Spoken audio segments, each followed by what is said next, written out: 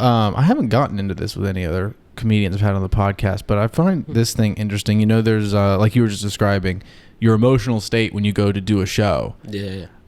Have you ever experienced like a correlation when you are not doing well emotionally or mentally that you can't perform as well, or that you've gotten good at no matter how you're feeling, you can shake it off by the time you get on stage or use what you got? I've been able to use what I got before, like little traumas and little bad days, and just going down to the open mic and like just airing it out, like airing my grievance or what's bothering me. Like I remember, as weird as it sounds, man, my pet mouse died. Okay.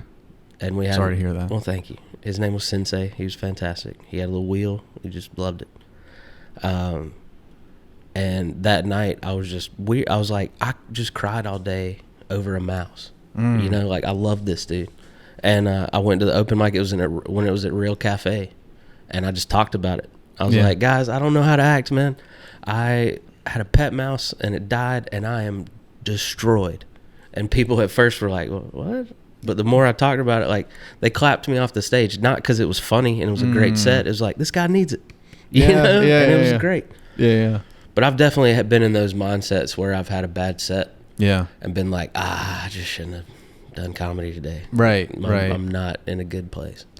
Yeah, I've never really, you know, because the intuition you would assume if you don't do comedy is that if you're in a bad enough state of mind, you should stay off the stage and, you know, not ruin everyone else's night. Right. Let me bring everybody else down real quick. And I can say that is sometimes the case. Like you end up transmuting your direct emotions to the stage, and you fail to make it funny at all, and then it just is a bad set.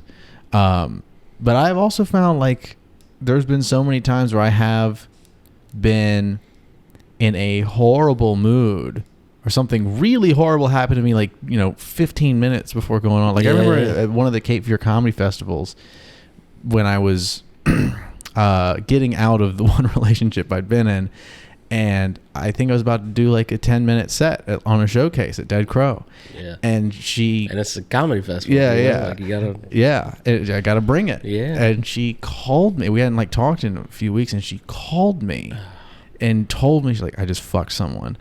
And I was just like, what? Why the fuck did you call me to tell me this? You could have texted it. I have to go on a show in 10 minutes.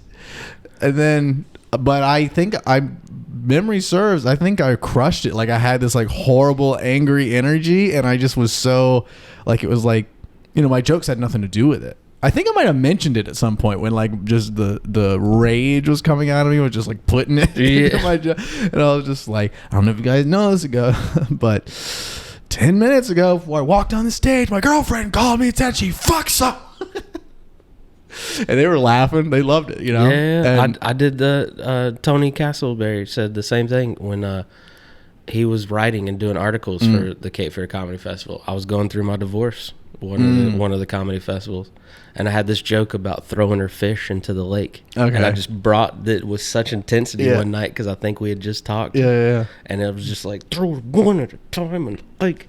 And everyone was on board, and I look in the audience, and Tony Castleberry's crying. He's laughing so hard. Yeah. And it just like that made me feel better about the whole situation. So I hear you on that. Like you go into it, like when you walk on stage, you're miserable. Yeah. You're full of rage. And then when you walk off, you have that peace about you where you're like, I needed that. Yeah.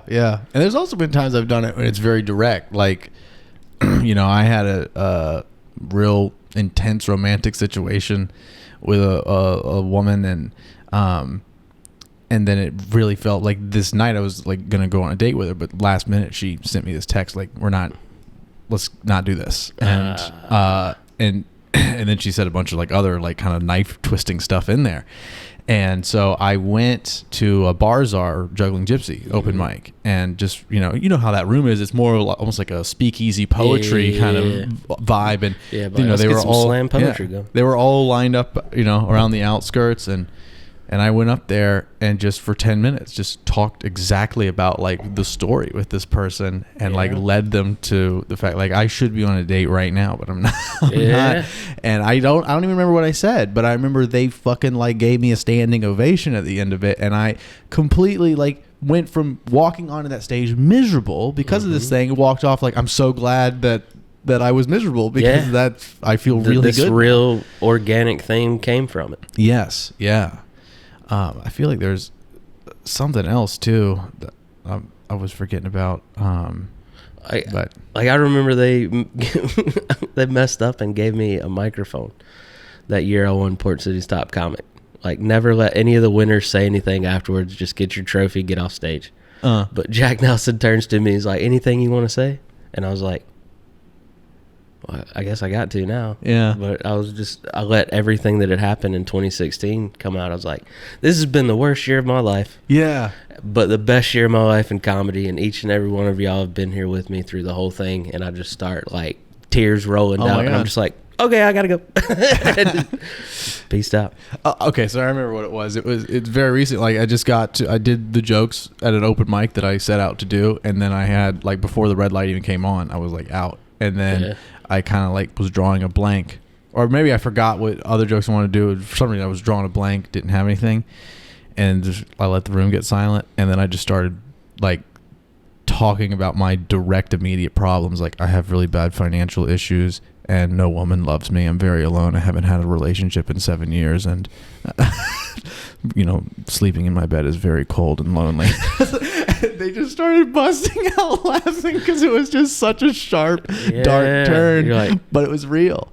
Where did he go with this? Yeah. There is something weird about emotionally and psychologically like crucifying yourself where, most people would be really fucking embarrassed by it, wouldn't dare. But I think that's kind of the nature of like really autobiographical stream of consciousness comedy. The parts where you like share yourself. They tend to be on board most of the time. Yeah. Do you find you get that therapeutic element out of a lot of what you get to do? I'm in a much better place now, mentally. So like it's more just fun now for me. Yeah. Like it got me through some really tough times. Like there was nothing like a 5-minute guest spot at Dead Crow on a sold out Friday night. Yeah. When everything was bad, But like now I'm in a much better spot. And to be honest with you, the financial aspect is the only part that's still killing me. But I mean, I got a fantastic wife. I love living in Nashville. I love coming back to Wilmington and seeing people. So like, I'm just in a much better place now. Yeah. That I get to just enjoy being on stage.